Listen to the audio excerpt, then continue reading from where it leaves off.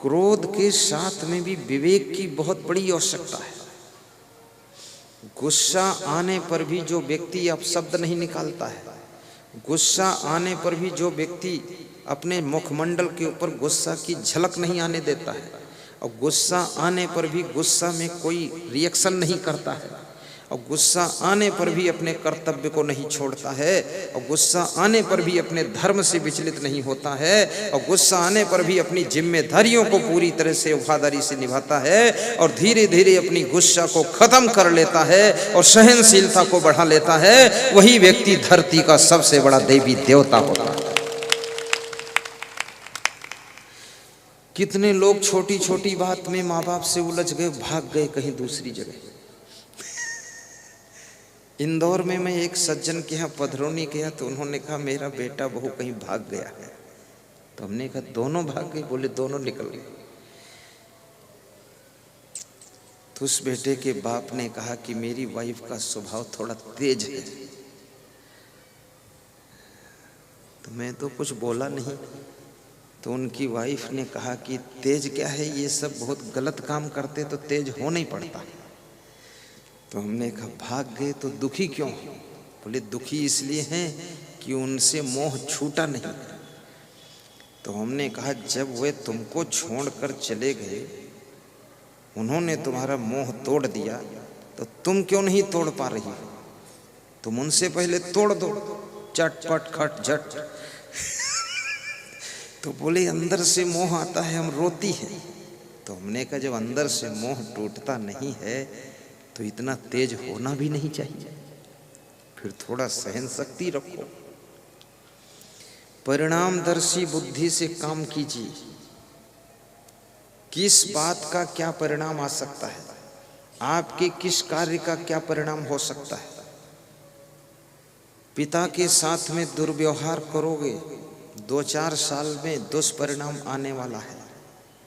माँ के साथ में गलतियां करोगे, आपके लिए बहुत बुरा परिणाम आने वाला है। पत्नी को बहुत ज़्यादा सताओगे, 2-4 साल में रिजल्ट आने वाला है जिसको झेल नहीं पाओगे। पत्नी की बात बिल्कुल नहीं सुनोगे तो कोर्ट में तुम्हें जज की बात सुनना पड़ेगा, फिर रिजल्ट आने वाला है, सावधान।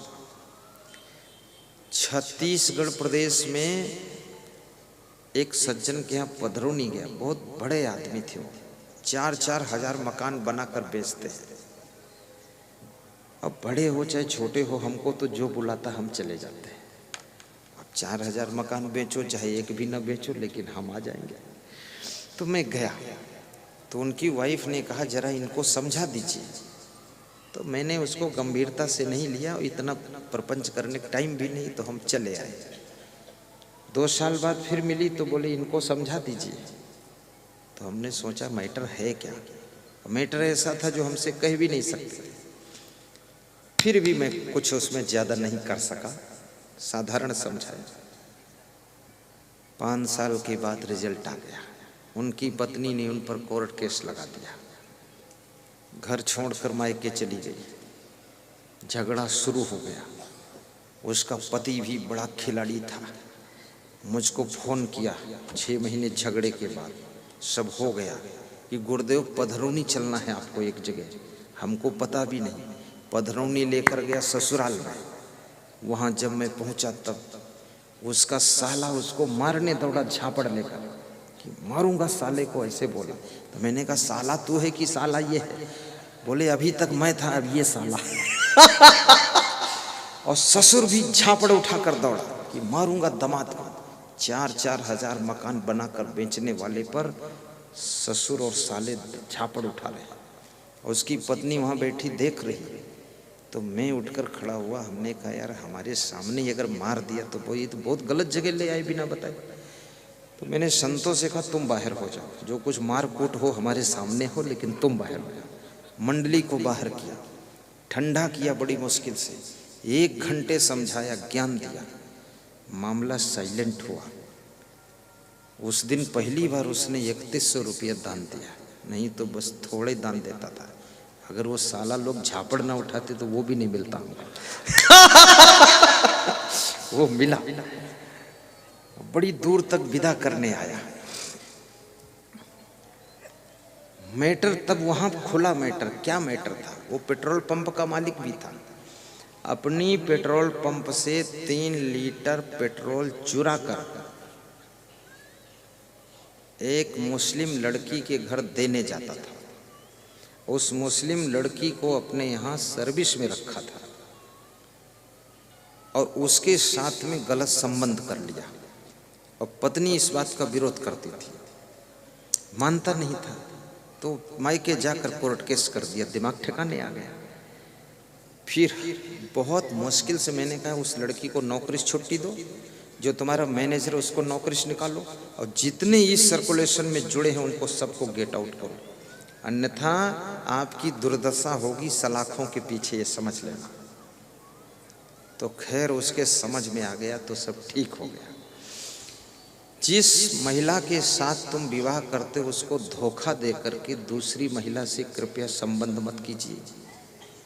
सभी महिलाओं को हाथ जोड़कर नमस्कार कीजिए। माँ बहन बेटी का दर्शन दूसरी महिलाओं में कीजिए। मन को पवित्र रखिए, उलझन वाला काम क्यों मचा रहे हो? क्योंकि आपकी वाइफ ने अपने माता पिता भाई बहन सखी सहेली को त्याग करके तुम्हारे लिए वो पति चुन करके वो आई है, तो कम से कम तुम भी थोड़ा सा संयम से रहो। मांस मछली अंडा नशा शराब मत लीजिए। दारू पी करके अपनी वाइफ को गाली मत दीजिए। घर की उन्नति कीजिए, उनके रहने के लिए अच्छा रूम बनाइए, अच्छा मकान बनाइए, चलने के लिए अच्छी गाड़ी लाइए। ये दारू पी पी कर पान तमाकू पुड़िया खा खा कर पैसा बर्बाद मत कीजिए। अपने मुंह को भी थोड़ा साफ सुथरा रखिए।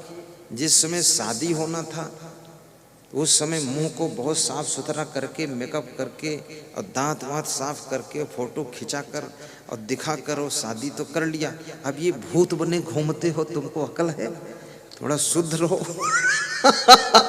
हाँ, ये तो ऐसे हो गया जैसे पुलिस में भर्ती होने के पहले पुलिस के लोग बहुत व्यायाम करते हैं, लंबी दौड़, ऊंची कूद, लंबी कूद सब लगाते हैं, और एक बार भर्ती हो गए तो फिर पुलिस के लोगों का शरीर फिटनेस कहाँ रहता है? 1.5 कुंटल के वजन थानेदार घूम रहे हैं। हाँ, वो बदमाश को पकड़ पाएगा? खुद ही गिर जाएगा नीचे। इसलिए पुलिस लाइन में हर वर्ष फिटनेस परीक्षा होनी चाहिए, बॉडी की फिटनेस। हर वर्ष जब फिटनेस की परीक्षा होगी तो संभल कर थोड़ा खाएंगे और व्यायाम करते रहेंगे। क्योंकि बदमाश अगर दौड़े तो पुलिस का मतलब है उसको रपटा के पकड़ सको। अब तुम रपटाओगे क्या जब तुम इतना भारी खुद हो गए हो, पेट भी बहुत बड़ा हो गया है। फिटनेस रखना जरूरी है। ऐसा बहुत सारा काम है। शरीर को ठीक रखो, साफ सुथरा रखो, अच्छे रहो और गुणवान बनो। एक सज्जन कह रहे थे कि मैंने जो फोटो देख करके विवाह किया और जब पत्नी आई तो उसमें कुछ दूसरा ढंग दिखा। तो हमने कहा तो फोटो को माथे से लगा लिया करो, धन्य है फोटो। तो बोले वो तो मेरी पत्नी ऐसी गुस्सा करती है, खाना भी नहीं बनाती है और दिन में भी सोती है और रात में भी सोती है और सुबह उठती नहीं है, झाड़ू नहीं लगाती है, और कहता हूँ तो नाराज हो जाती, सिर दर्द बताती। समझाओ तो सिर दर्द और ना समझाओ तो सोती। अब क्या करूं? तो हमने कहा ठीक है, अब निभा लो, अब क्या करोगे? सत्संग में ले आओ, सुन ले, थोड़ा सुधर जाए। घर में कोई ऐसा काम ना कीजिए जो दूसरों को कष्ट हो, और इस शरीर से मेहनत कीजिए ताकि ये बीमार ना हो। इस शरीर से मेहनत नहीं करोगे तो बीमार बहुत रहेगा, और ज्यादा खाओगे तो कभी स्वस्थ नहीं रहोगे, और कम खाओगे तो कभी बीमार नहीं होगे, और बिल्कुल नहीं खाओगे तो जिंदा भी नहीं रहोगे। इसलिए थोड़ा खाओ भी। दूसरों की खुशियों का ख्याल रखो कि आपके कारण घर में लोग दुखी तो नहीं हो रहे। यदि आपके कारण आपके माता पिता दुखी हैं तो ये तुमको बहुत बड़ा पाप लगेगा। कल मेरे पास एक सज्जन आए, बोले मैं सर्विस में था, रिटायर हो गया और मेरा लड़का ये है डिप्रेशन में चला गया, अब मैं क्या करूं? तो मैंने उनके लड़के से कहा, तुम फालतू ढोंग मत मचाओ, डिप्रेशन ऑपरेशन से निकलो, बाहर काम करो। तो बोला पेट में दर्द होता। हमने कहा जब हिलोगे डुलोगे नहीं तो दर्द तो होगा ही, काम करो सब ठीक हो जाएगा। कितने लोग ये डिप्रेशन में फालतू जाते हैं। डिप्रेशन में क्यों जाते हो? निराश क्यों होते हो? निराशा मृत्यु का दूसरा नाम है। निराश हुआ व्यक्ति मरे हुए जैसा हो जाता है।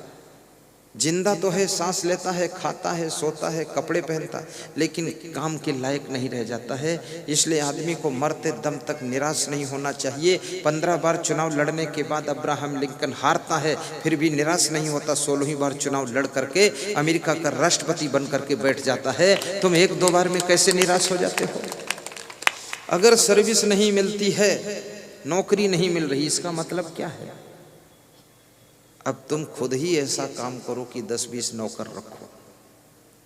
नौकरी नहीं मिली तो मालिक बनो, फैक्ट्री लगाओ, कुछ बड़ा काम करो, हिम्मत रखो, रिस्क भी लो, घबराओ मत। पति पत्नी हिल मिल कर काम का डिसीजन लो। अपने बूढ़े माँ बाप को दुख मत दो। ये बूढ़ी हड्डियां, इनको पीड़ा मत पहुंचाओ, प्रेम से रहो।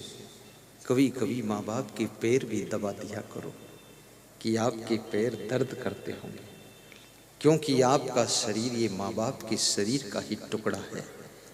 ये उनकी सेवा के लिए टुकड़ा मिला है आपको। और ऐसा कोई नशा व्यसन मत करो जिससे माँ बाप का मन व्यथित रहे। अच्छे इंसान बनो, अच्छे पुत्र बनो, अच्छे पिता बनो, विशेष क्वालिटी की पत्नी बनो, विशेष क्वालिटी की सासू बनो। सासू का दिल बहुत विशाल होना चाहिए। 3, 4, 6 बहुएं सबको संभाल लीजिए और सबको निभा लीजिए। सब अलग अलग स्वभाव की होंगी, सबको सेटिंग बिठा लीजिए। ध्यान रखना, मधुमक्खियां संगठन में रहती हैं तो उनके सामने हाथी भी डरता है, हाथी भी डरता है। और शेर जब संगठन से अलग हो जाता है तो जंगली भैंसे भी इसको मार डालते हैं, कुत्ते भी नोचकर मार देते हैं। इसलिए संगठन में जो सुख है, संगठन में जो सुरक्षा है, वो कहीं और नहीं है। भाई भाई, देवरानी जेठानी, माता पिता, पुत्र पुत्र, सब मिलजुल करके रहो। कभी बंटवारा की स्थिति आ जाए, हंसते हंसते बंटवारा कीजिए, लड़ाई झगड़ा मत कीजिए। और बंटवारा भी बहुत विवेक से कीजिए। 2 भाइयों में बंटवारा हो रहा था। छोटे भाई ने कहा 3 हिस्सा लगा दीजिए, तो बड़े भाई ने कहा 3 की क्या जरूरत, 2 ही भाई है। बोले लगा दीजिए आप। तो लगा दिया। बोले किसके लिए हिस्सा तीसरा? माता जी के लिए। माता जी को हिस्सा की जरूरत नहीं, मेरे साथ रह लेंगी। बड़ा भाई बोला, अरे बोले माता जी, छोटा भाई बोला मेरे साथ रह लेंगे, लेकिन फिर भी 3 हिस्सा लगाओ। 3 हिस्सा छोटे भाई ने लगवाया और कहा कि 2 हिस्सा बड़े भाई तुम ले लो और 1 हिस्सा हम लेंगे। बोले क्यों? बराबर होना चाहिए, 2 भाई हम। बोले बराबर इसलिए नहीं, आपका जब जन्म हुआ उसके बाद 9 बहनों का जन्म हुआ है, और उसके बाद 10वें नंबर पर मेरा और 11वें नंबर पर जन्म आया। तो मैं तो अभी नया हूँ, 30 साल उम्र है, और आपकी उम्र तो पहुँच गई 60 साल में। आपकी सारी कमाई इस फैमिली में खर्च हो गई। अब बूढ़े हो गए आप, आपके हाथ कमजोर, पाँव कमजोर, कुछ कमा ना सकोगे। तुमने जो कमाया सब ये बन गया जो बनना था। अब ये मैं आधा ले लूँगा, और मैं 30 साल का हूँ, मैं कमाऊँगा भी 40 साल तक, तो मेरा कमाया तुमको तो मिलेगा नहीं। इसलिए तुम्हारे कमाए से ये सब बना है। इसलिए 2 हिस्सा आपके, 1 हिस्सा मेरा, और मैं कमाऊँगा तो मेरा भी 2 हिस्सा फिर हो जाएगा। तो बड़ा भाई रोने लगा। बोला अगर ऐसी बात है तो बंटवारा नहीं करूँगा, साथ ही में मर जाऊँगा, बात को बंटवारा होगा। ये सब प्रेम होना चाहिए। इस दुनिया में लेकर क्या जाओगे? कुछ नहीं। कलेह कलेश मत कीजिए, गम भी खा लीजिए। गम खाने वालों को ही सुख मिलता है। सहनशीलता को बढ़ाइए। इतनी ठंडी होती आप सहते हो कि नहीं? इतनी गर्मी होती आप सहते हो कि नहीं? इतने कीचड़ मच्छर कीड़े मकोड़े होते सहते हो कि नहीं? और इतना सड़कों में गड्ढे हैं उनको सहते हो कि नहीं? बिजली कट जाती तो सहते हो कि नहीं? नगर पालिका की टोटी में पानी किसी किसी रोज देर में आता सहते हो कि नहीं? तो ये सब सह लेते हो, तो कभी कभी अपने घर में भी किसी से भूल चूक हो जाए तो उसको भी थोड़ा सह लेना, और भूल करने वाले अगले दिन भूल मिटा